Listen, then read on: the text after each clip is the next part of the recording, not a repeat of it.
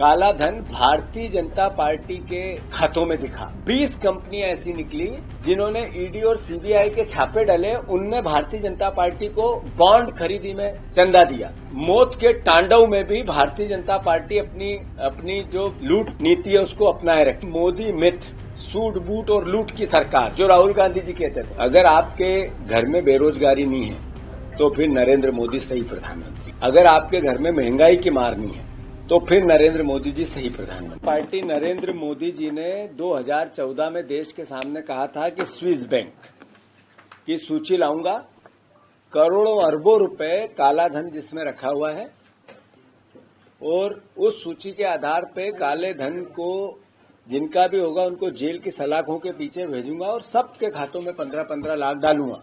Swiss bank की सूची नहीं आई, एसबीआई की सूची आ गई। एसबीआई की सूची में काला धन भारतीय जनता पार्टी के खातों में दिखा। अब देखो, 6,700 करोड़ रुपए लीगल बॉन्ड से भारतीय जनता पार्टी ने इस बॉन्ड योजना के अंतर्गत अपने खातों में डलवाए।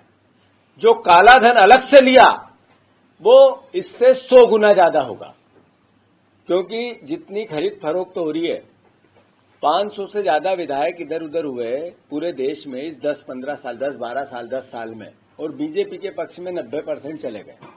सांसद चुने हुए इधर उधर हुए, वो बीजेपी के पक्ष में चले गए। और आप सबने बताया कि पैसे बगैर कुछ नहीं होता है, लेन देन बगैर कुछ नहीं होता है।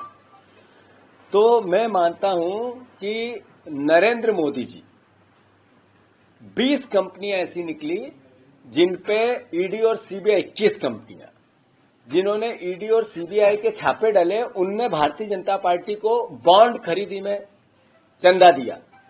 मतलब उधर रेट डल रही थी, उसके आसपास इधर उनके चंदे में कोविड यातनाओं की पराकाष्ठा थी। हर व्यक्ति जिसके पास जो था देने को तैयार हो रहा था, सेवा करने के लिए तैयार होता। गरीब से गरीब भी अपना सब कुछ लुटाने में लगा था। तब Narendra Modi ji Covid vaccine, Covid seal के पूनावाला से मिले थे।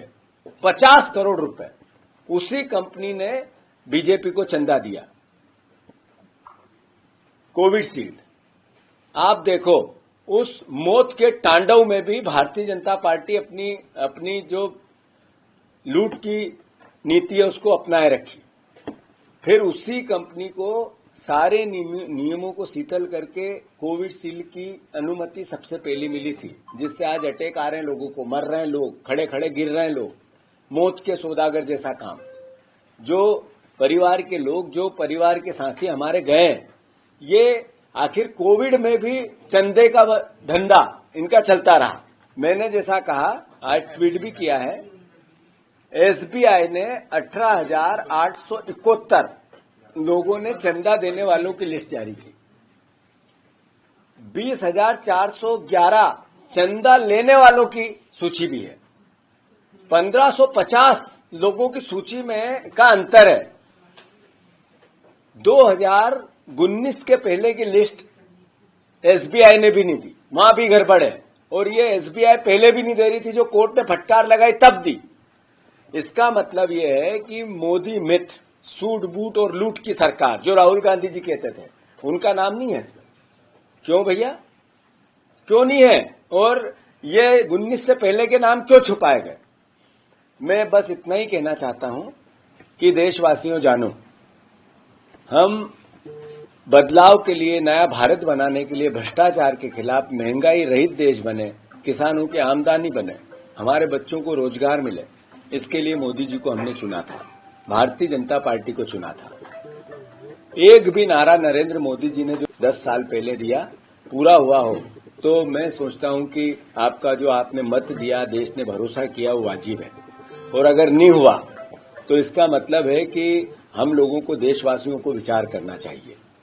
मैंने जैसा कहा, कोविड की यातनाएं जब सह रहा था, जब बीजेपी चंदा ले रही थी। मैं बस इतना ही कहना चाहता हूं, अगर आपके घर में बेरोजगारी नहीं है तो फिर नरेंद्र मोदी सही प्रधानमंत्री है। अगर आपके घर में महंगाई की मार नहीं है तो फिर नरेंद्र मोदी जी सही प्रधानमंत्री है। अगर आपके घर में किसी न किसी प्रकार का नशा कोई बच्चा या परिवार का साथी नहीं करता है तो फिर नरेंद्र मोदी जी सही प्रधानमंत्री हैं। अगर किसान है उसकी आमदनी बढ़ गई है तो फिर नरेंद्र मोदी जी सही प्रधानमंत्री हैं। अगर किसान पे कर्ज नहीं है तो फिर नरेंद्र मोदी जी सही प्रधानमंत्री हैं। अगर आपने कोविड में अपने परिवार वालों को नहीं खोया या आप बीमार नहीं हुए, आपने आपको लुटवाया नहीं, आप हॉस्पिटल में पैसे देके नहीं आए, तो फिर नरेंद्र मोदी जी सही प्रधानमंत्री हैं।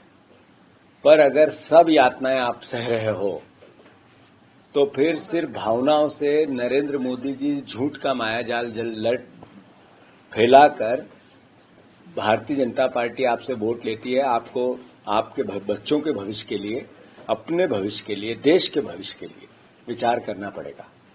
मैं मानता हूं यह अभी वानगी आई है, इसके और खुलासे होंगे, पूरे देश में इसके आंदोलन भी होंगे।